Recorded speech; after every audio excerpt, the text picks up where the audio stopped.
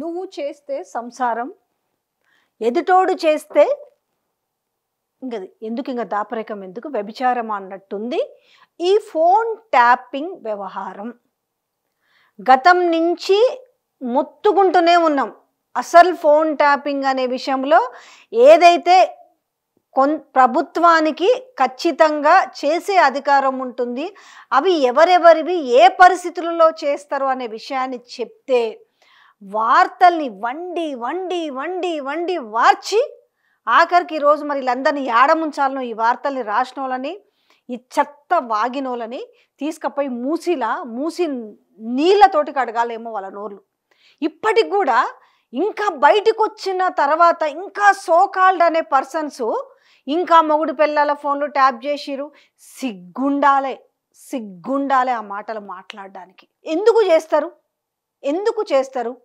మొగుడు పిల్లల ట్యాపింగ్ చేసిరు, వాళ్ళకు విడాకులకు కారణమైనరు. ఈ విషయాన్ని ఏకంగా సమంత కాపురం చెడిపోయింది అనేసి దిగజారుడు మాటలు కొండా సురేఖ నోటితో కూడా మాట్లాడిచ్చిరు. అందుకే అన్న మళ్ళీ అగైన్ ఐఎమ్ సేయింగ్, తాను చేస్తే అదే ఆయన చేస్తేనేమో సంసారం, ఎదుటోడు చేస్తే వ్యభిచారం అనే మాట, అంత కటువైన మాట మాట్లాడాల్సిన పరిస్థితి వచ్చింది. ఇదిగో అంటే అదిగో అంటే గోరంత, దాన్ని కొండంత, అసలు గోరంత కూడా లేదు అది, దాన్ని కొండంత చేపించి నీచాతి నీచమైన రాతలవి.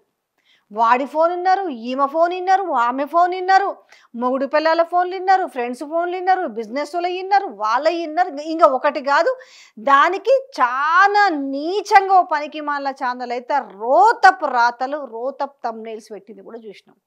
ఏమైంది? ఇంత గింజుకుంటుంది. ఇవాళ ఎవడిడ బక్వాస్ అయింది చెప్పు? తెలివిగా ఏం చేసిండు? ఎప్పుడైతే సౌత్ పోస్ట్ వెలికి తీసిందో, లేదు అసలు సినిమా వాళ్ళ ఫోన్లే ట్యాపింగ్ జరగలేదు. అంతకుముందు హిందూ దినపత్రికలు కూడా రాశారు, అసలు సినిమా వాళ్ళ ఫోన్లే ట్యాపింగ్ జరగలేదు అనేసి ఉన్నతాధికారులు చెప్పిన విషయాన్ని ప్రస్తావించిన విషయం. దాని తర్వాత సౌత్ పోస్ట్ రాసిన దాంట్లో ఏముంది? మంత్రుల ఫోన్లే ఏకంగా వాళ్ళ బెడ్రూమ్లో ఉండి మాట్లాడుకున్న మాటలే ఫోన్ ట్యాపింగ్ జరిగింది. ఆ విషయాన్ని ఒప్పుకున్నాడు ఆయన. అవును, ప్రభుత్వం ఉన్నప్పుడు చేస్తాది అని ఒప్పుకున్నాడు అన్న విషయం సౌత్ పోస్ట్ రాసిన కథనం ప్రకారం అర్థమైంది. ఇక తప్పలేదు, నిజం ఒప్పుకోవాల్సిన పరిస్థితి ఆసన్నమైంది కాబట్టి ఎస్ ఫోన్ ట్యాపింగ్ చేస్తాము, కానీ దానికి ఒక పద్ధతి ఉంటుంది అని అన్నాడు. మరి గతంలో కూసిన కూతలన్నీ ఏం కావాలి ఇప్పుడు? ఇవాళ దాని మీదనే కదా కేసులు పెట్టి ఇలా జైళ్ళలో పెట్టి దాని మీద సిట్ విచారిస్తుంది అని చెప్పి మరి వాళ్ళందరికీ ఇప్పుడు క్షమాపణలు చెప్తారా? సరే తప్పయింది అనేసి ఎట్లా? ఇది మరి ఇల్లీగల్ కానప్పుడు అసలు కేసులు ఎందుకు, దర్యాప్తులు ఎందుకు? మరి ఇప్పుడు ఇన్ని రోజులు జరిపిన దానికి క్షమాపణలు చెప్తారా? అందరికీ తెలుసు ఏ పరిస్థితులలో ప్రభుత్వాలు ఈ ఫోన్ ట్యాపింగ్ జరుపుతారు అనే విషయం. ఇలాంటి విషయాల తెలియక మరి మాట్లాడిన రోజులు అంటే 6 గ్యారంటీల వ్యవహారం బయటికి రాకుండా, సో ఒక డైవర్ట్ పాలిటిక్స్ నడపాలి కాబట్టి ఇట్లా ఏదో ఒక మనం మాట అనేసి వదిలేస్తే మిగతా మన అనుంగు పత్రికలు, మన అనుంగు మీడియా రోతపు రాత రాస్తుంది, రోతపు కూతలు కూస్తారు. ఇంకా మనం మంచిగా బాజాప్తా మంచిగా తడిగుడ్డేసి నిద్రపోవచ్చు అని అనుకున్నారు. కానీ ఏమవుతుంది? దేంతో మొదలుపెట్టిన వాడు దాంతోనే పోతాడు అంటాడు. అంటే ఏ అబద్ధాన్ని అయితే మీరు నిజం చేయాలనుకున్నారో ఈరోజు దాన్నే మీరే మాట్లాడాల్సి వచ్చింది కదా. ఎస్ అవును నేను చేస్తున్నాను అనేసి. ఎందుకు ఇదంతా వచ్చి ఇప్పుడు మెడకు జుట్టుకుంది? అదే చెప్తున్నా కదా, దేంతో మొదలుపెట్టిరో దాంతోటే అంతం అవుతారు అన్నట్టుగా దేన్నైతే మొదలుపెట్టిరో ఇప్పుడు దాని గురించే చిట్చాట్ల ప్రస్తావించాల్సిన పరిస్థితి ఏర్పడింది. యాక్చువల్గా అయితే ఇది మీడియా ప్రెస్ మీట్లోనే మాట్లాడాలి. కాకపోతే రేవంత్ రెడ్డి గల తెలివితేటలు ఏందనంటే ప్రెస్ మీట్లు అయితే అదొక శాంటిటీ ఉంటుంది, చిట్చాట్లు అంటే రేపు నేను అనలేదు అనే మాట అనొచ్చు. కానీ ఇప్పుడు చెప్పక తప్పని పరిస్థితి వచ్చింది. ఎవరినైతే బదనాం చేయాలనుకున్నారో ఇప్పుడు అదే వచ్చి ఆ ఫోన్ ట్యాపింగ్ వ్యవహారమే మెడకు ఉచ్చు బిగుసుకుంది. ఇప్పుడు ఏం చేయాలిగా?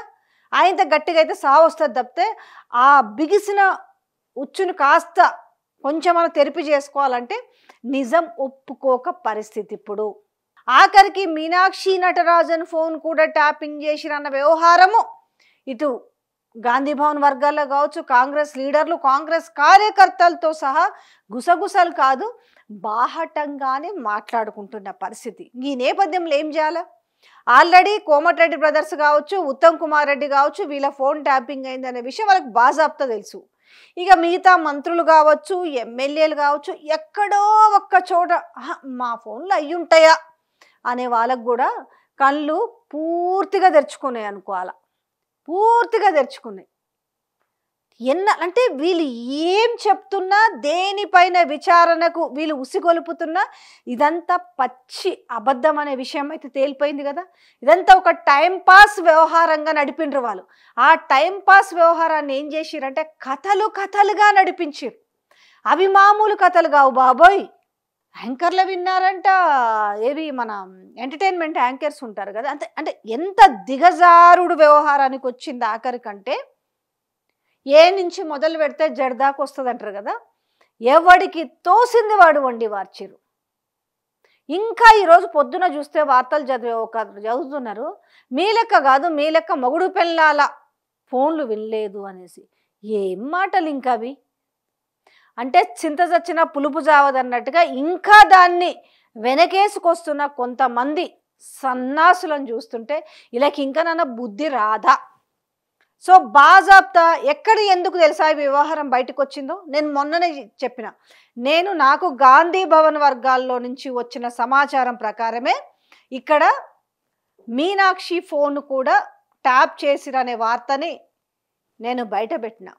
ఈ నేపథ్యంలో ఏమైందనంటే అది వెల్లువలాగా అందరూ అందుకున్నారు ఆ వార్తని, మొత్తం కూడా ఇదైపోయింది. సో ఇక్కడ ఆ భయం ఉంది కాబట్టి ఇక నిజం ఒప్పుకోక తప్పలేదు. అంటే ఒకవేళ బై మిస్టేక్లో నేను తప్పనిసరి కదా ప్రభుత్వం చేయడం, బై మిస్టేక్లో మరి మీ ఫోన్ కూడా అయ్యిందేమో అని రేపు సర్ది చెప్పుకోవడానికి అవకాశం ఉంటుంది కాబట్టి తప్పని అష్టదిగ్బంధం అయింది. ఇంక ఇప్పుడు ఏం చేయలేని పరిస్థితి, ఒప్పుకోవాల్సిన పరిస్థితి ఏర్పడింది.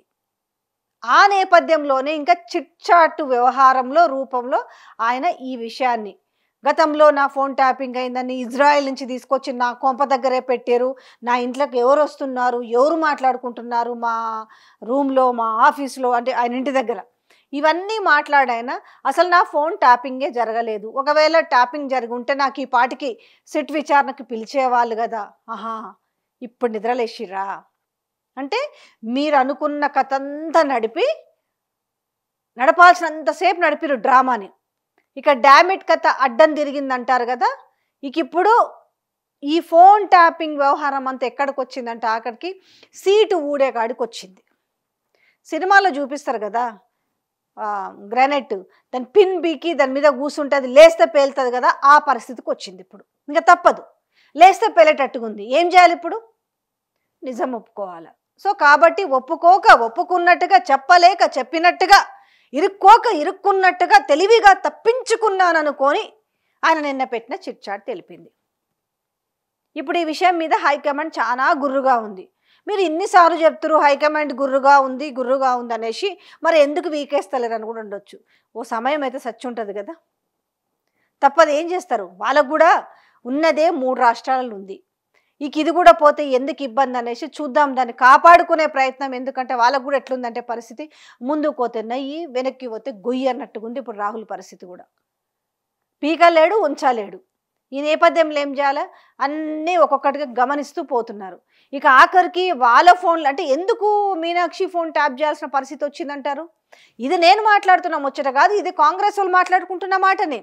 ఎందుకంటే ఈ ఎమ్మెల్యేలు, మంత్రులు ఈయన పైన ఉన్న కంప్లైంట్ చేయడానికి, ఈయన అన్నలదమ్ములు చేస్తున్న భూ కబ్జాలు కావచ్చు, కమిషన్ల వ్యవహారం కావచ్చు, బెదిరింపుల వ్యవహారాలు కావచ్చు, ఇవన్నీ మొత్తం ఎక్కడ చూసినా భూదాహం, భూమి భూమి భూమి.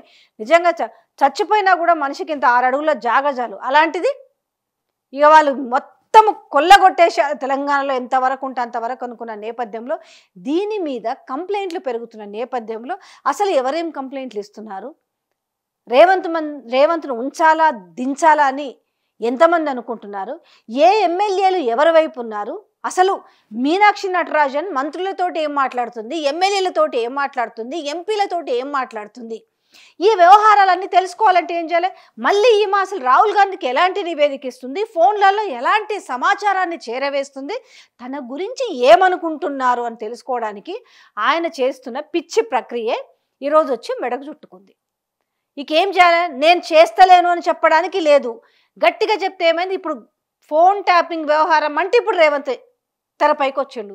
దీన్ని ఏం చేయాలి నైస్గా, అవును అదేమీ చట్టవిరుద్ధం కాదు, చేయాల్సి ఉంటుంది, కానీ దానికో పద్ధతి ఉంటుంది అని చెప్పి మెల్లగా చేతులు దులుపుకోవాలనే ప్రయత్నం చేసిండు.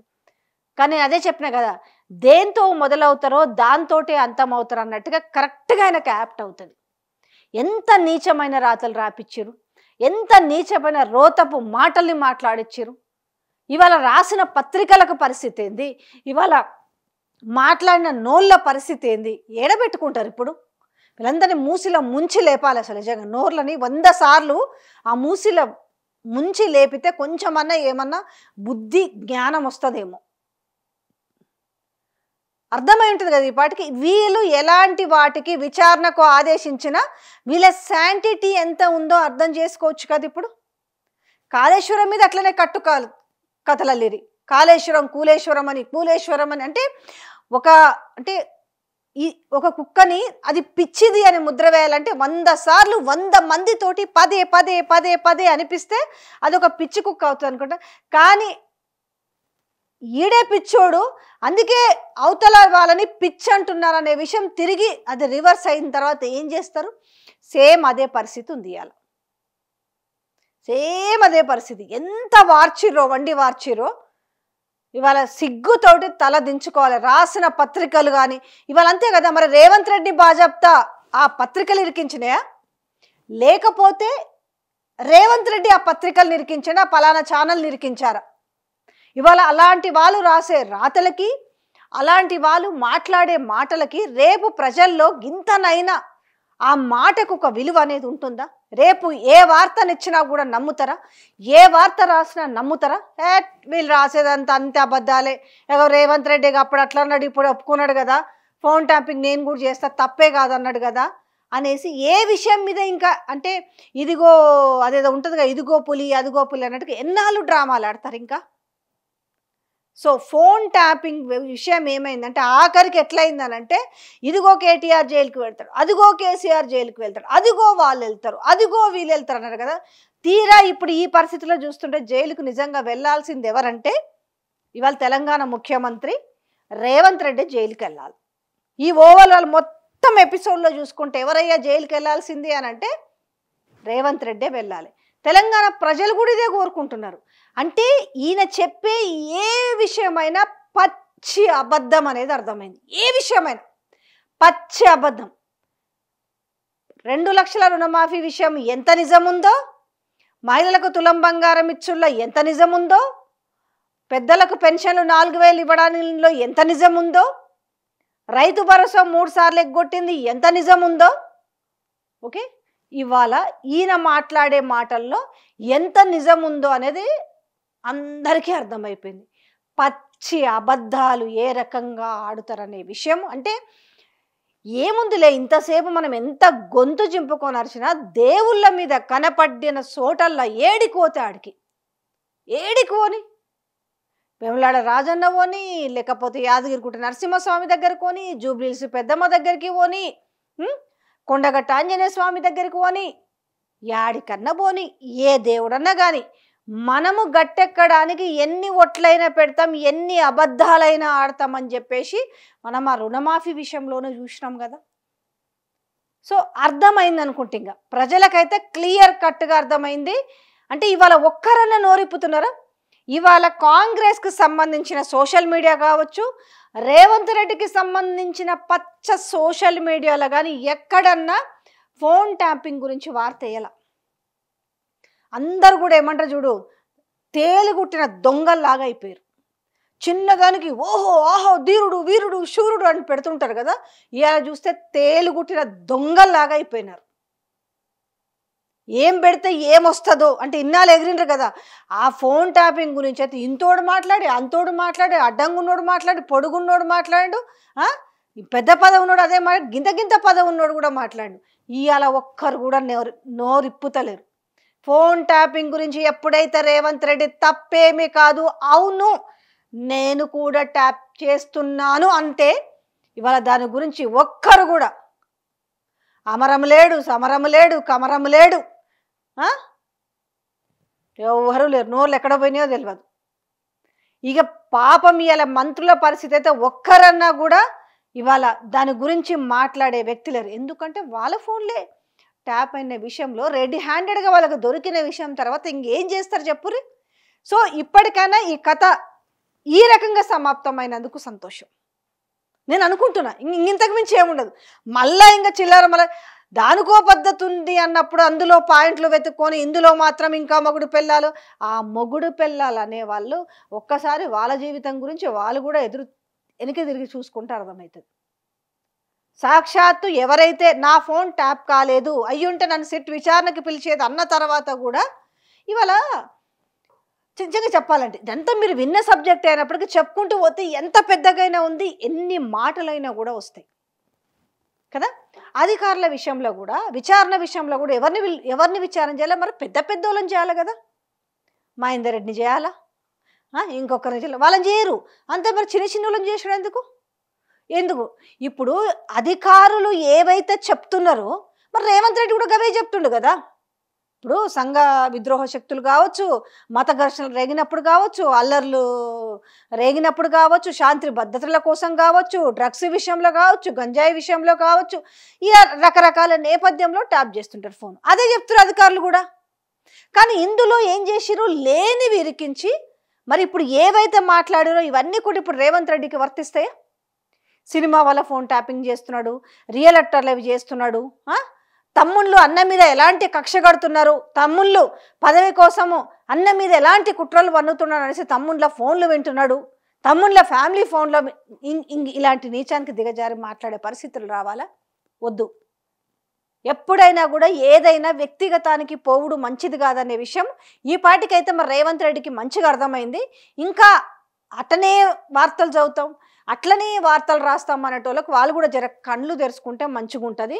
తాను చేస్తే ఒకటి, ఎదుటితోడు చేస్తే ఒకటి అనేలాగా ఉండకూడదు అనేది చెప్పదలుచుకున్న అంశం.